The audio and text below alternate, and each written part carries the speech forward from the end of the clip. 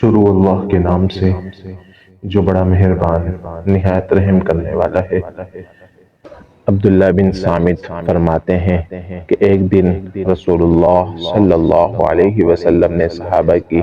اس جماعت کو جو آپ صلی اللہ علیہ وسلم کے ارد گرد بیٹھی ہوئی تھی مخاطب کر کے فرمایا، مجھ سے ان باتوں پر بیعت کرو کہ اللہ کے ساتھ کسی کو شریک نہ کرو گے، چوری نہ کرو گے، زنا نہ کرو گے،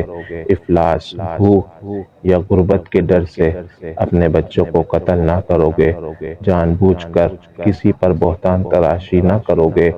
اور شریعت کے مطابق تمہیں جو احکام دوں گا اس کی نافرمانی نہیں کرو گے۔ تم میں سے جو آدمی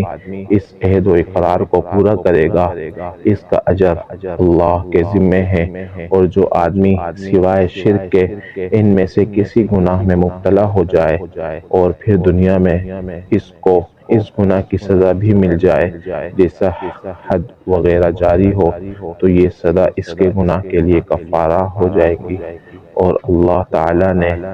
ان میں سے کسی چیز کا ارتکاب کرنے والے کے گناہ کی ستر پوشی فرمائی اور دنیا میں اسے سزا نہ ملی تو اب یہ اللہ تعالیٰ کی مرضی پر منحصر ہوگا، چاہے تو وہ آخرت میں بھی درگزر فرمائے اور چاہے اسے عذاب دے۔ راوی فرماتے ہیں